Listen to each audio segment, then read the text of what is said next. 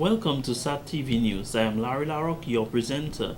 In our top stories, Ministry of Health released Coxsackie viral infection alert. Tropical storm risk eyes 2014 hurricane season. Ugandan MPs pass life in jail anti-homosexual law. And in sports, West Indies to face Ireland in two T20 internationals. Details of these will follow. SAT Telecommunications Limited is in the process of reorganizing our channels. In this endeavor, some channels will be off temporarily and new ones will be introduced. SAT Telecommunications Limited is pleased to inform you of a number of new channels. We have just added for your viewing pleasure Lifetime Movie Channel, Lifetime Real Women, Discovery Civilization, Discovery Science, Discovery Turbo, and many other new ones to come. We are sure that you will enjoy the new programming, which will enhance your viewing pleasure and provide you with many more channels. SAT Telecoms thanks you for your continuous support and understanding throughout this initiative, and we will keep you informed as the changes occur.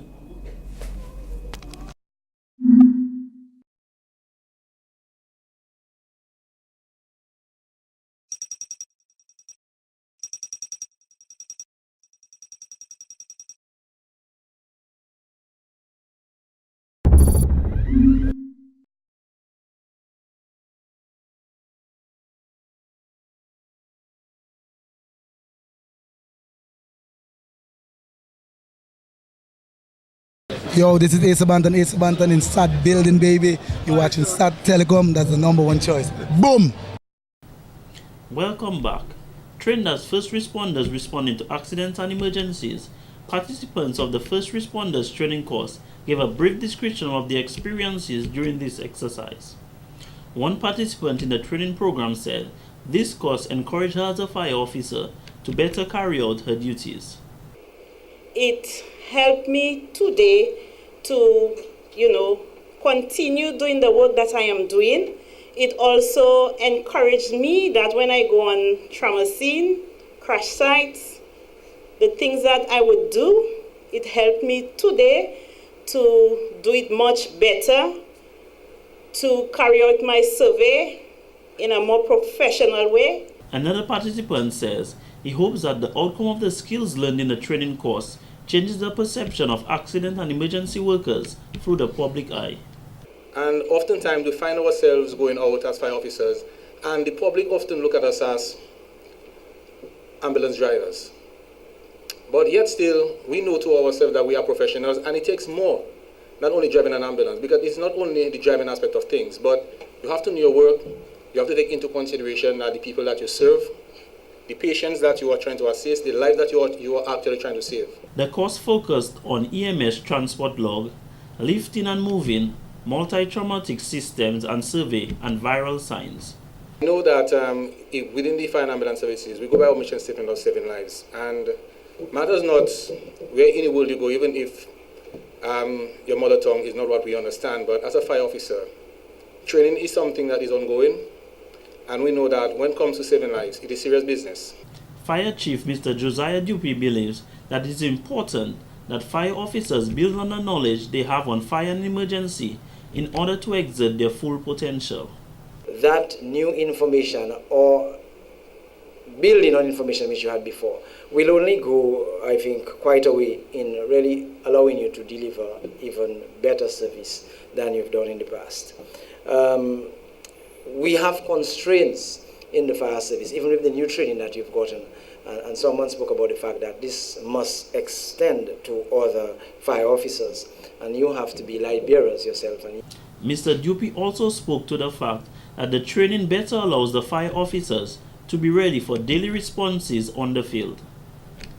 In more news, retired police superintendent Mr. Nicholas Judge says it is time Collier gets the proper representation it deserves, a view many of his constituents have been expressing to him for some time.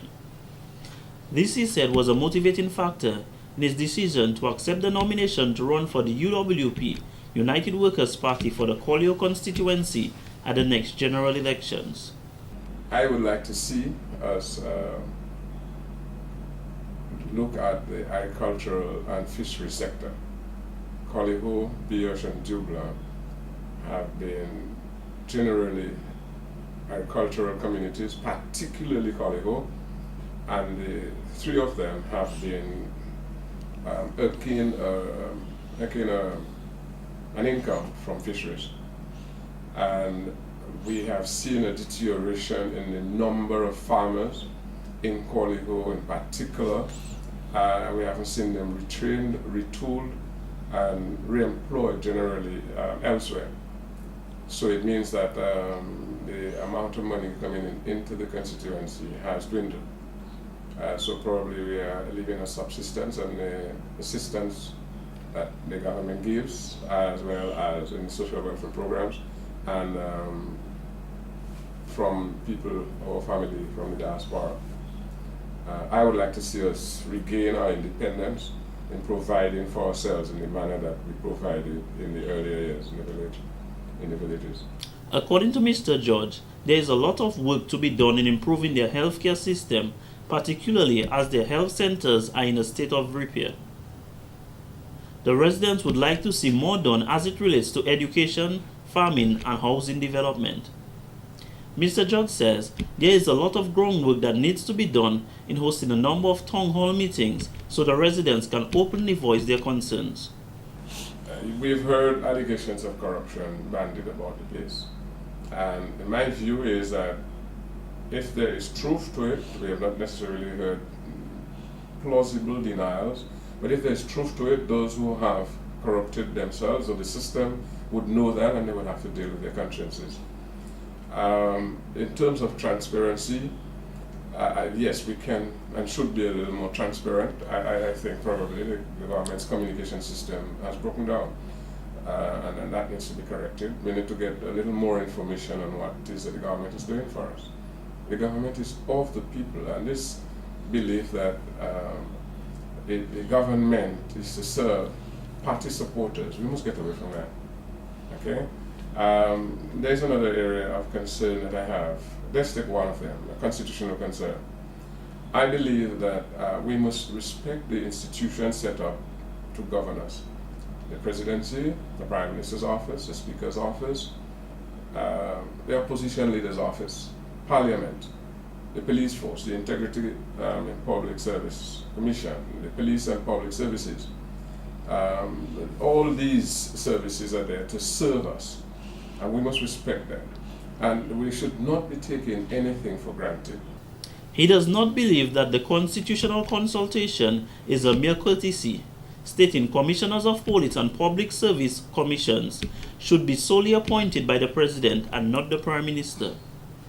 Mr. George stated that his focus will always be nationally oriented and he will not participate in discrimination and will concentrate on advancement in the police and public service sectors based on merit, performance, qualifications, and experience. One of those persons who endorsed me in Dublin on Tuesday evening asked me whether I had ordered breastplates and helmets and other protective armor for the onslaught that is going to be directed at me. And I said, well, I do not have the funds to get steel from overseas, so we'll have to go into the forest with the consent of forestry to get bois d'herbe and balata and so on, and we will build the fortress from that. It is unfortunate that I've had to have a question like that thrown at me. I think that any Dominican has a right to express a view opposed to any party, and that should be respected. Mr. George is appealing to Dominicans to pray for his successful candidature as he intends on serving with utmost civility, decorum, and integrity. In other stories, the Ministry of Health wishes to inform the general public of an increase in the Coxsackie viral infection in Dominica. For the past 2 weeks, there have been several reported cases. However, presently, there are no admissions, severe cases, or death. Coxsackie viral infection, also called hand, foot, and mouth or HFMD disease, is a contagious viral illness that commonly affects infants and young children. Older children and adults can also contract the virus. Coxsackie viral infection usually begins with a fever, reduced appetite, sore throat, and a feeling of being unwell. In a day or two after, the fever begins to worsen and painful sores can develop in the mouth. A skin rash with flat red spots may also develop on the palm of the hands and the soles of the feet. This sometimes can occur on the knees, elbows, and buttocks as well. There is no vaccine for protection against the disease. However, the risk of contracting the disease can be reduced by following these simple steps. Wash your hands often with soap and water for 20 seconds, especially after changing diapers. Avoid touching your eyes, nose, and mouth with unwashed hands. Avoid close contact, kissing, hugging, sharing cups, and eating utensils with people who are infected. Disinfect frequently touched surfaces such as toys and doorknobs, especially if someone is sick. Infected children should be kept at home. In more stories, with the donation of 90 patrol motorcycles from the People's Republic of China to the government of Dominica, officially handed on November 20th, 2013, the police is advising motorists to be very cautious when approaching those with sidecars. Superintendent of Police Mr. Ainsworth Irish says this is vital as many as 24,000 vehicles travel across Dominica, with 5,000 commuting in the city of Roseau daily. Currently, a group of police officers are being trained to actually ride these motorcycles. But it is going to be sort of difficult because of the number of vehicles that come into the city on a daily basis. So in that regard, we are calling on the motorists to exercise extreme caution. As you can see, some of the motorcycles, they have what you call a sidecar, and the sidecar is actually on the right side of the motorcycle, and in Dominica we ride on the left side. So we want to say to motorists who have the tendency to speed, especially around the city and around narrow roads, to exercise that sort of caution. The Chief of Police have already addressed his police officers to be very careful in the way that they ride, but I think it's a two-way street. Communication, of course, is a two-way business. So we are calling on motorists, the bus drivers, the people with their private vehicles, when they see the police vehicles on the road, especially if it's an emergency situation, they should give way to the traffic.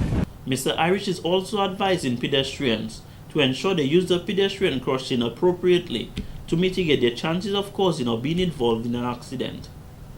With the introduction of the motorcycles, the police force will embark on frequent mobile patrols in and around Dominica. On Monday, December 23rd, a number of motorcycles will begin their patrols for trained officers who completed a training course on Friday, December 20th, 2013. Even under the Cadenfield Cliff, persons have the tendency to race and overtake, and we are taking a zero tolerance on that aspect of it, and we will have our police officers patrolling that area. So we are saying to motorists, drive safely and ensure that you follow the traffic rules. Certainly the Traffic Act number 17, number 19 of 1993 is being looked at in terms of the revision is coming, and we're going to have some additional regulations in terms of the safety net, your seat belts and so on, speeding and all those things will come into play. But we are saying that persons in the public, they can assist us in that sort of venture as we look at safety and security. Life is very important, life should be treasured, and we hope that persons will work with the police to ensure safety and security continues in the country. Inspector Defoe C, who was part of the training team of police officers, confirmed they receive a wide variety of training for the various uses of the motorcycles. We have practicals, we're going on the road, different areas, and teaching them how to maneuver the bikes around corners, uphill, downhill, and at the same time we carry out certain exercises in escort techniques and mobile patrol techniques. If you're escorting and you are using two cyclists, it means that you may have from time to time run side by side and perform your function effectively by ensuring the free flow of traffic to your principal vehicle following. And these things we impart to the new riders so that they can perform their functions effectively. The motorcycles are adequately powered for the pursuit of criminals when and if the need arises. Wow.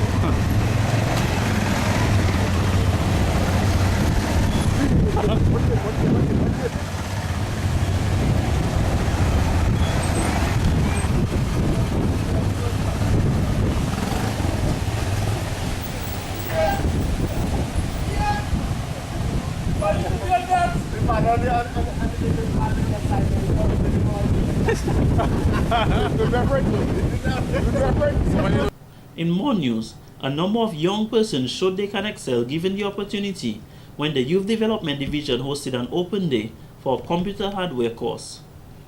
Miss Matilda Popo, job developer at the Youth Division, says other courses were hosted in the out districts including Marigot, Granby, Portsmouth and Cassibruce. We also invited prospective employers, so they can really give an opportunity for the young people to get a job, because the whole focus is to give them the training so that they can be employed. And the young people, they're doing very well. Apart from the technical skills, we also give them social skills, business skills, family life, and also office etiquette, which we recognize is very, very important, because we are looking at giving them a holistic training, so that when they go out there, they'll be able to perform efficiently and effectively. She added, the young people were very enthusiastic throughout the course. Mr. Warrington Victor, computer hardware instructor at the Youth Development Division, said the students learned to maintain, repair and build computer systems in addition to some troubleshooting, disassembling and assembling of the machines. We also take it a little further and do a basic networking course, where the students learn to set up their network, set up the wires, crimp the cables, and connect the systems for sharing data and to a certain extent printers. This course started in October 2nd and will be ending on December 20th. How many students enrolled for the course? Presently we started with 14 students. One student fell ill and she'll have to repeat the course if she needs to continue. She missed too many days, but it started with 14 students. With technology improving on a daily basis, Mr. Victor says it is important that young people enrich themselves with as much information as they can, especially at a time when there is high unemployment in Dominica. Ms. Michelle Abraham, student of the computer hardware course, said she enrolled to further educate herself in information technology as she plans on venturing into the field for her career. She commented on the perception that information technology is male-dominated. Well, that's exactly why I was more intrigued to prove people wrong. I don't like to follow the crowd, so to speak. I like to be set apart, doing things that is not expected of me, and basically surprising people. Mr. Abna Webb, student of the computer hardware course, said he always had an interest in computers, so this course was just right for him. This has been a very informative course. I learned a lot. There are quite a few things that I didn't know that I learned here, and I'm very thankful for that. And I'm pretty sure that when I step out into the field, I will be able to relay all that information and display my skills. In the near future, I plan to be a very skilled technician in computer. Well, to be honest with you, I'm more interested in networking. It's a very interesting section of the whole course. So, amongst other things, I really plan on taking this very seriously. He added, the skills he acquired will hopefully prove beneficial in securing a job in this field. And in court news, St. Lucia National Junior Fontanel was ordered to pay a forfeit fine of $200 for his foul mouth.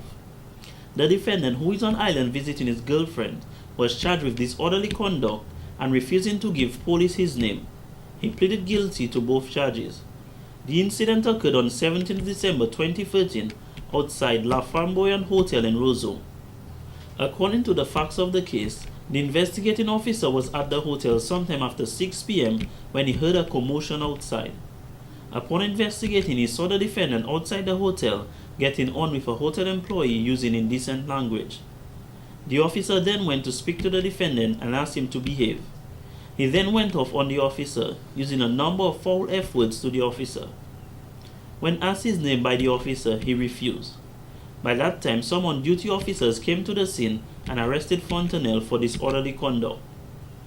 In court on Thursday, December 19, 2013, attorney at law Wen Norde, who mitigated on Fontenelle's behalf, said his client was frustrated after being denied access to his hotel room after a day of drinking. He noted that his client was very remorseful for his actions and had already lost 2 days of his vacation as he was detained since Tuesday. Fontenelle also apologized to the court for his actions. The fine was paid immediately and Fontenelle was free to leave. There was no separate penalty for refusing to give a police officer his name. In more court news, Jerry Alfred, who has a passion for mangoes, cannot seem to stop stealing them, although he claims he owns a number of mango trees. On Thursday, December 19, 2013, Alfred was charged with theft of agricultural produce, 21 mangoes from the yard of a Goodwill resident on December 17th. The mangoes cost a total of $26.25. Alfred was caught right in the act by police officers who were in the area at the time. In his mitigation plea before Magistrate Ozzie Lewis, Alfred said he had only taken 5 mangoes. He said he had picked up 3 from the tree because they were on the roadside, and he had taken 3 from the ground. In 1998, Alfred was fined twice for stealing mangoes. In 2000, he was also sentenced to 1 year in prison for stealing mangoes. According to Magistrate Lewis, for the theft of agricultural produce, a person is liable to pay a fine of $2,000 or 6 months imprisonment, and any subsequent offense, the person shall be sentenced to 1 year in prison. Lewis explained to Alfred that he would be treated as a first-time offender since he committed his last offense over 10 years ago. Alfred was ordered to pay the mandatory $2,000 fine by April 30, 2014, or in default spend 6 months in prison. He was also ordered to pay compensation of $26.25 for the mangoes by 31st January 2014, or spend 3 weeks in prison if he defaults on the compensation. In more court news, Ansem Sinclair of Dubla has been fined $2,000 for his sticky fingers. On 15 December 2013, Sinclair stole $320 from a Dubla fisherman who had gone out to sea. He pleaded guilty. According to the facts of the case on the matter, the complainant Gilbert Peter had the money in his pants pocket, which he secured in his locker room by the Dubla seaside. Peter said he hid the locker room key in a little compartment on a boat on the shore and had gone to fishing. When he arrived back on shore, he received information that he should check his locker room to see if anything was missing because the defendant was seen exiting the locker room. When Peter went to investigate, he observed that the money was missing and a report was made to the police. A day later, the defendant was picked up by police officers and admitted to the theft of $320. The money was not recovered. On Thursday, December 19, 2013, Magistrate Ozzie Lewis fined him $2,000 for theft payable by 31st May 2014, or in default spend 1 year in prison. He was also ordered to pay compensation of $320 forthwith or spend 2 months in prison. It is not confirmed whether the forthwith fine was paid. This has been the local segment of the news. Coming up next, regional highlights.